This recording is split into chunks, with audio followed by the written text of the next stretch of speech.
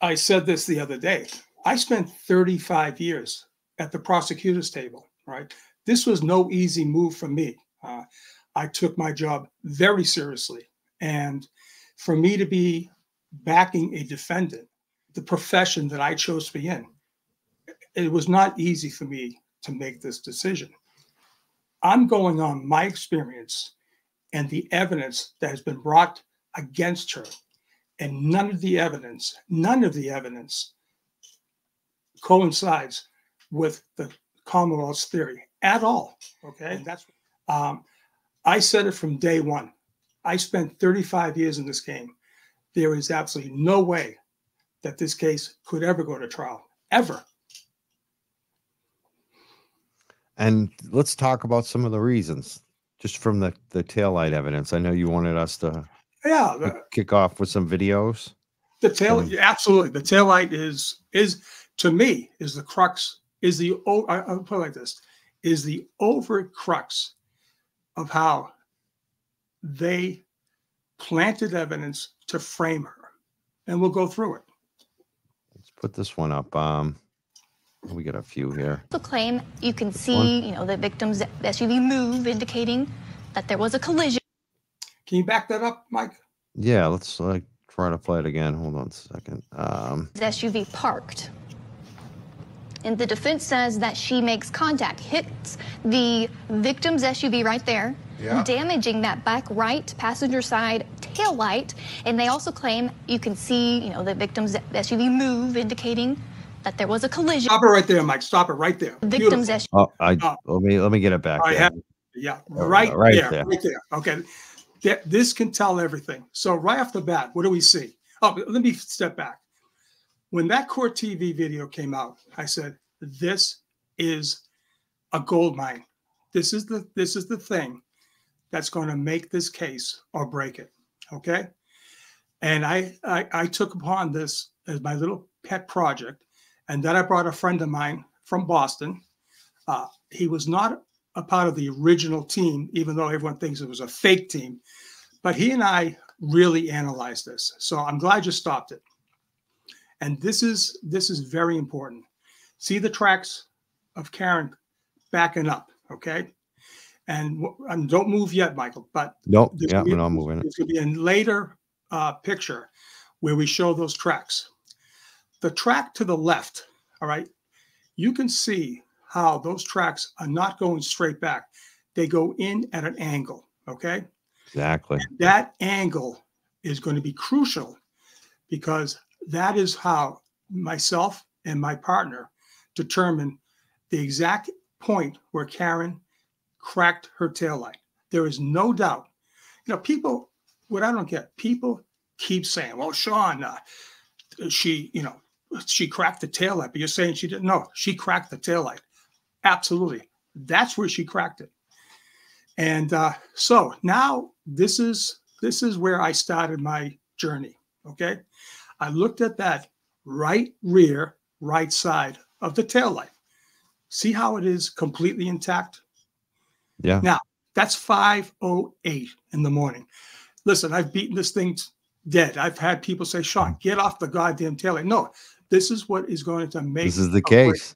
This is the case right here. Yeah, because Proctor said the taillight was smashed, and it doesn't look smashed. And this is at 5:08, and this is how it got cracked. You're showing that it was well after they said she hit him. I actually said it was smashed. Proctor's own words in his own affidavit that he raised his right hand to swear on. Okay, and just remember this: if they lie once, they'll lie many times. He said when he went, 12 hours, 13 hours later to Dighton, that right rear, right side taillight, it's right there facing you, quote unquote, was shattered and a large chunk missing. That's right. Okay. But he didn't take any pictures in Dighton. Didn't take any pictures. And just remember, who does? Everyone has a cell phone in their pocket. Why wouldn't he? Why wouldn't the first thing he does is inspect the car? I mean, that just. Well, yeah, exactly. And take a picture. And of course, the tow truck driver confirms that there was no damage. Now, listen, did he see the crack? Probably not, because it was snowing. all kinds of snow. And where that taillight was cracked is in between the brake light and the red. We'll analyze it more down the road, but it is clear as daylight right there at 5:08 in the morning. That taillight is intact, and there's no two ways about it. And so you can play it through, and then we can go to the next one, which is the actual. The collision. Victim's SUV. Sorry. Yeah. Sorry, I didn't cut you off. Right. That's fine. That's fine. You So the next one is the we're zoomed in now on the back left tire of John's Traverse, where it juts forward, and there's definite impact. You cannot deny that. Let's play that one. Sure. I think this is it. Yeah. You have to. Yeah. That's one of them. This is another angle too. Let's watch this one. This is the one I want right there. Well, it's really quick. But people can see it move. Yeah, you can do it again. Yeah. It gets better. There it is. One more time. It's playing. I don't know why it doesn't play again. It's weird. You can do it. You can just do it. Right there. The whole car moves. Now, the interesting part about that in the other video. Right there. That's right when it Right. moves right here. Watch this, Right. people. Just, we'll watch it one more time. Yep. Okay. Right. So, two things stand out in both videos. When Karen's backing up and she made impact, John's vehicle literally stopped her car, because you can see after impact is made, it's like maybe a second, maybe 3/4 of a second that she engages her brake light. You can see it's clear as daylight. So we know there was impact made. No deniability on that. So now, if you want to go to your slides, we can show the tracks, and we have, okay, there you go. This is perfect, okay? So clearly, and I owe this all to my friend, we'll call him D. This guy's a master, he really is. And see how those the tracks are off-centered? Yep. That is the actual angle she's going in. And if you look at the end of that track at the left side, that's the end of the tire. Well, there's 40 inches left from the end of that tire to the bumper, okay? Now, think closely. Everyone say, oh, it was bumper to bumper. No, it wasn't, okay? It wasn't bumper to bumper. Okay, what it was the taillight on Karen's car. That rear taillight is rounded, and it juts out 5 inches. We measured it. You might have it there. There's no problem. Trust me. The people who follow me know that I've killed this a million times. That taillight in the corner, the rounded edge, because that's a key, the rounded edge, all right, juts out 5 inches. When the car made impact, now you can go to the next slide. It made impact, we theorize, maybe around that area right there, which is where the hatchback and the windshield wiper for the rear windshield is affixed. Now, it doesn't take much to understand that a 6,500-pound vehicle going into a stationary vehicle at 40, let's say 4,500 pounds, all right? The laws of motion, all right? Sir Isaac Newton. An object in motion tends to stay in motion. We see the car get stopped by the other car, not by the brake. That's important. There was definite impact that caused that crack. No doubt about it. That's the spot right where the windshield wiper is. That's right in that area. The circle. Right, and that people need to look at that area very closely, because that's an important part of the other part of this investigation, right at that area. We had our friend Olivia Nile just weighed in too. She just said, you know what's wild? Karen doesn't have to prove that her car did in fact hit John. It's the state's burden to prove her car didn't impact John. This video quickly settles that debate. She did. So Olivia is, I call her the combat analyst. She's amazing. She's a combat analyst. Combat. It is like combat. And this is what you're talking about, the jutting out of the tail light, right? This is real. This is incredible, because at the end of this little slideshow, This happens to be the coup de grace. It has to be, okay? What do we have here? We have, obviously, the right rear, right side of the taillight. You can't miss it. It's right there looking at you. It's completely illuminated. It's red because we had to expose it a little bit more. But look in the corner where that arrow is pointing. That is the rounded edge, and that juts out 5 inches, okay? That, everyone needs to keep their eye on that part right there, because that's the only part, remember this, it's the only part of the taillight that's rounded. All the rest are flat, straight, whatever. That part is the only part that's rounded. Remember, 5:08 in the morning. 5:08. It's funny, we got a lot of comments that someone said that, why do we have so many trolls in here? I haven't even been reading them. I don't even know. Do we have fine. We have 1,400 people, so I don't think like the trolls are going to mean anything tonight. Let them in. They're fine. They're all let good. them in. Let them in. They're harmless. They really are. They're on their last breath. They know it. So there we go. Right, there you go. Come on. Now listen, if that thing was shattered, right, with a large piece missing, I don't know what he meant by large piece missing. Well, that would be bare. That would be like a half moon coming at you, right? Because we see the video. We do see the video as she's leaving live. It's all red. Everything's red. These are exposed higher to show, all right? It may look white to you, but it's not. In reality, if you see the whole video, everything's completely red. And I suggest to you right now, and I'm going to make this exactly as clear as possible, okay? See that circle right there? If any part of that, what's inside that circle, would ever make its way into evidence, well, you got a duck and it's quacking because someone planted evidence. There's no way any part of that portion right there, which Proctor said under the pains and penalty of perjury, was shattered with a large piece missing. He's caught. He's caught because it's not there at 5:08. It clearly didn't happen at 12:30 that evening when they alleged, the Commonwealth, that he hit John, that the car and Karen hit John. Come on, who we fooling here? Okay, that right there. Oh, incidentally, this is the other thing. Jen says it's a crack. Kerry says it's a crack. Karen says it's a crack. They all saw it right after this car left. You know who doesn't say it's a crack? Proctor. He never once in his affidavit, other than quoting Jen, Kerry, and Karen, that there was a crack. He never said it. He said, and I know why he said it, he said it was shattered with a large chunk missing. Look at that picture. Look at that circle. Well, let's put it like this. I know it's not going to go to trial. All right, I know it. But if it ever did go to trial, I can tell you right now, if any part that's included in that circle, you know, would ever make its way into listen, we're talking about 37 plus pieces of taillight that they supposedly found.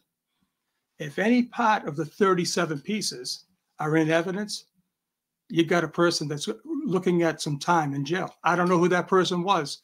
I can tell you right now, the guy who put his hand, all right, he lied in that affidavit. I can't believe that we don't have a picture of it. Like, I just can't believe that we don't have a picture of it. That's there has to be a picture, because there has to be a picture. He has to justify, all right, what he put in the affidavit. Of course, there's a picture. We know there's a picture, but that picture right there, just remember, 5:08 a.m. And he's saying that whatever the hell time he said he got to Dighton, he's saying that 4:30, it's shattered with a large piece missing. Well, you can tell right above the circle, that rounded edge, it's there. It's there. And we're going to see what it ends up at towards the end of the picture here. All right. What do we got on this one? Yeah. So there again, it's red, right? It's not shattered. That's the right rear, right? He didn't say right middle. He didn't say right left. He said right rear, right side, right? Well, that circle is exactly what he said. Right rear, right side. That right there is intact. Okay.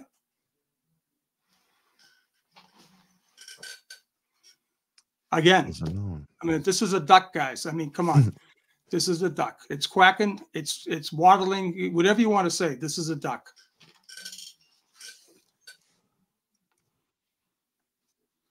All right. Now, this is where my partner and I theorize, right? Because it's probably the best. That's where the crack happened, right around there. That's what Kerry Roberts saw all the way coming back from Jen McCabe's house.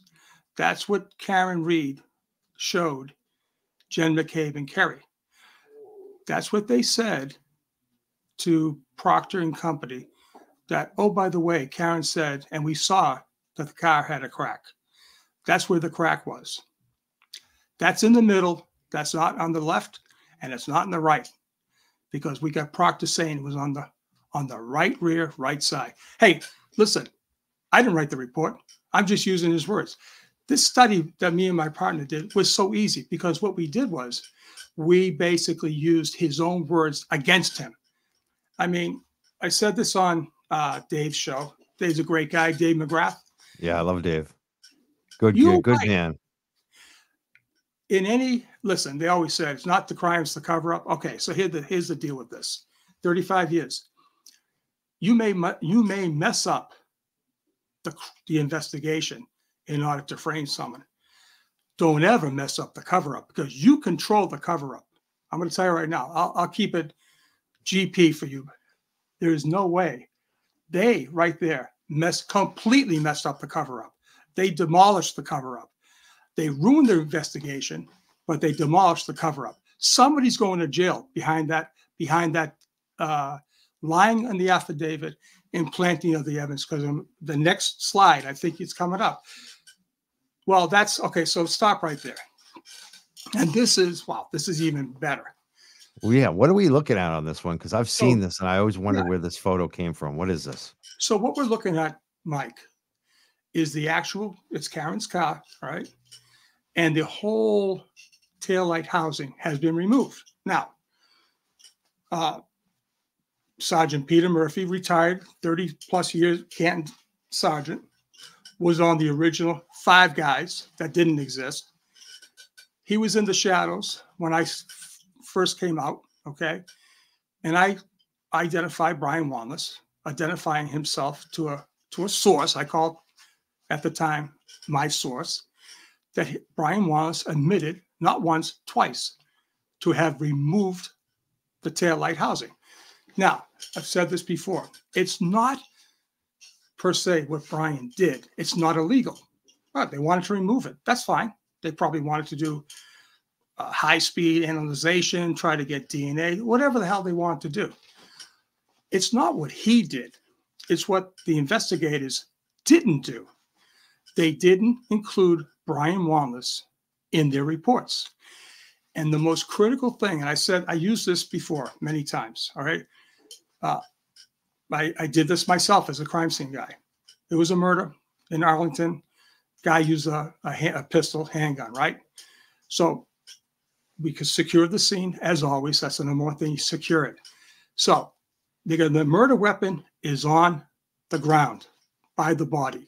We don't know if it's suicide. We don't know what happened, but we have to secure the weapon, all right? That's the Commonwealth's murder weapon, okay?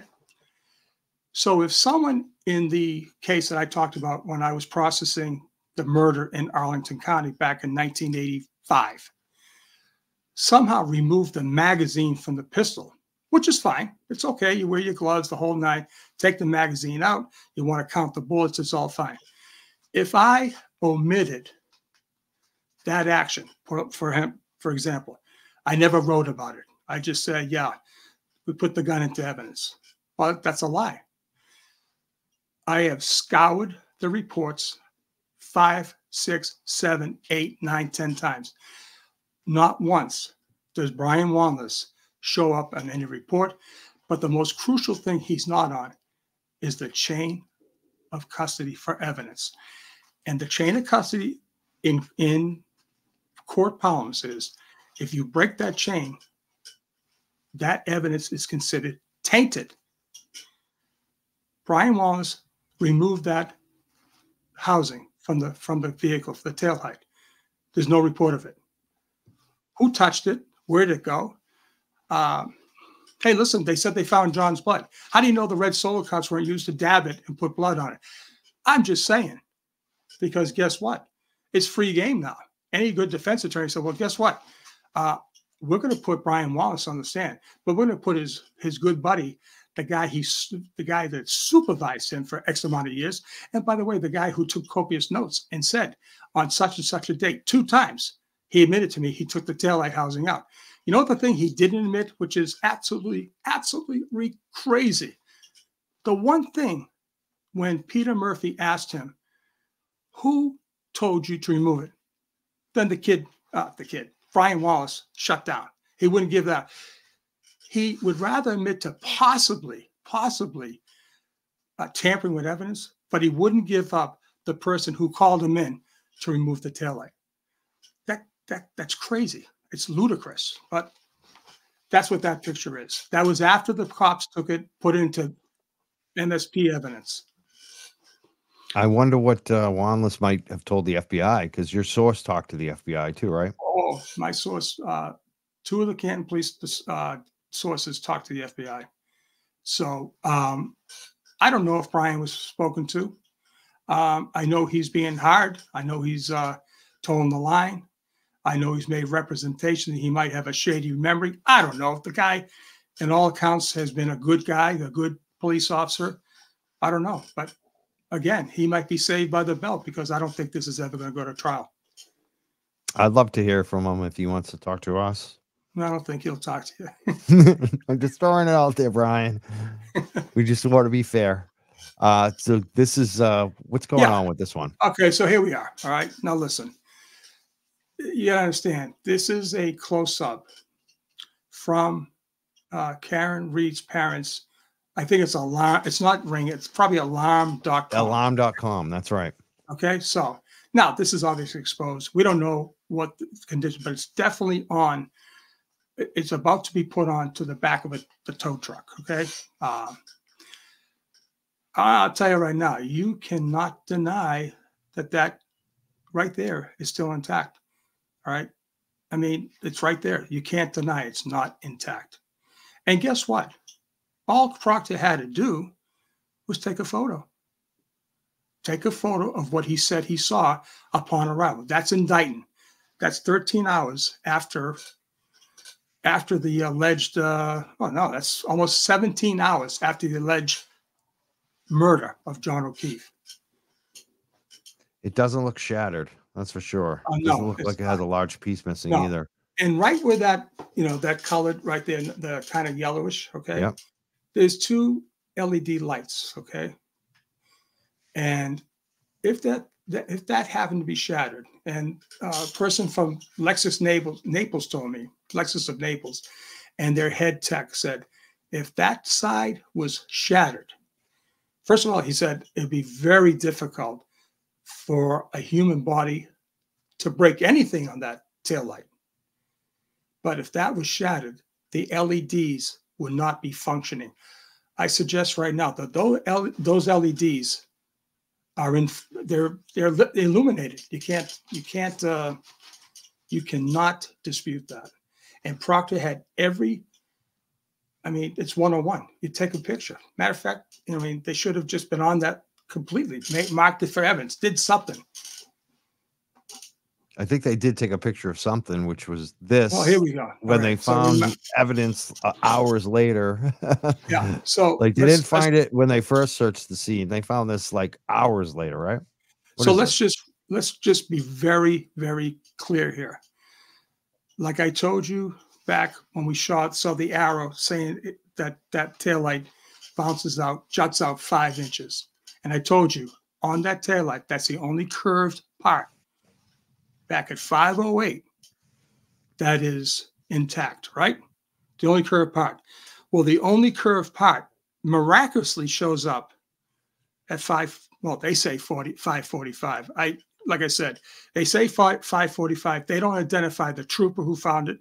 They don't identify where it was found. I don't know if it was picked up and put there. I don't know. I don't see a report. You know, you're supposed to be able to accurately describe. Okay, for instance, on such and such a date at such and such a time, Special Agent McDonough, while digging, located this red piece, and immediately upon where he found it, because you're supposed to document and photograph with particularity where you found it. Okay, that I can tell you right now is not where they dug. All right. Matter of fact, if you look below that photo, if it came out because it's blown in, that's a shoe print below that, below the taillight. That's a shoe print. So right there, and listen, our friend Kevin seems to think that planting evidence is an extraordinary feat. Extraordinary. Well, let me tell you right now. The fact he's saying, oh my God, they had news crews, they had cops, they had neighbors. That's what you want. You want confusion. You want someone to slip in. You know what it takes to take only 3 pieces. That's the only thing that left, Canton PD. You know what it takes to bend over? Everyone's doing their jobs. They're setting up lights. The camera crew is looking around. They don't know who to watch. They don't know if to watch the captain, they this, whatever. You know what it takes to actually put your hand down and put it in the ground? Kevin, for some reason, thinks, oh my God, it would be virtually impossible. I can tell you right now, we would set up scenes in training, right? DEA training, right? Where we'd hide dope and all this stuff. It's extremely easy. When you have a passion to frame someone, it's the easiest thing in the world to do. This was simple, and they blew it. I'm telling you right now, that piece is on her car at 5:08. I said it on Dave's show. I'll say it again. There's not many hills people will go on to die on. I will die on this hill on the taillight. And someone is going to jail for planting evidence. This case is over because of that planting right there. I don't know who it was. The DA said that Proctor never went to the scene. I find that very hard as a lead detective. You never went to the scene. I'll take the DA's word. Someone else did. Someone took, I'm going to tell you right now, they busted that taillight. They smashed it back at Canton. Canton had no jurisdiction. They had to get the car back to Canton because of the closest area to get to that crime scene, right? That was the crime scene. Don't let any fake person tell you that the scenes are ever changing. That's the crime scene, bottom line. And then later, I don't know what his title was at this point. Was he even the police chief, or he had just retired as police chief? He showed up, Berkowitz, who had been the police chief forever, and he found more pieces later too, right? Yeah, yeah. So then there was no one there then, right? You know, here's the thing, all right? We know that 3 pieces, we know this. This is what we know. The most impossible pieces of evidence to have been found at 6:30 in the morning by the Canton police was clear glass in snow, right? I got to tell you, that's pretty good. And they found 6 little droplets of blood. Now, after that, that's 2 inches of snow. They found clear glass, almost an impossibility, all right? Now, I don't know, 18 inches now snows, and they find this, another piece of red plastic, and another piece of clear plastic, okay? Like I said, I'll say it again. It's been a hoax. It's been a hoax since day one. We're going to find out exactly why it was so important for people to risk their careers and risk their freedom to frame Karen Reed. Why was it so important? Who was being protected, and for what reason? That's a big question. I think we know. I'm pretty sure that the FBI has it all. We know they do. Come on. We know they do. When do you think they might weigh in on this? That's been a question people are asking. Like, when do you think this will happen? Well, it's going to happen before the 15th. I don't see how Lally or Morrissey can allow Jackson Yannetti. It's really amazing. Jackson Yannetti, Sacco and Vincendi. I mean, you got famous. This is going to be incredible. Do you really think they're going to allow those 2 killers? These guys they are assassins for defense attorneys. I call them assassins. They're going to come in and literally tear them apart. Will they allow that? Maybe they will. I don't know. I just don't know. So, but they will, obviously the FBI will have this report sometime before the 15th. They have to. And I don't think it's going to be a big deal, but it is a big deal, but it's not a big deal to get this report together because they have the evidence.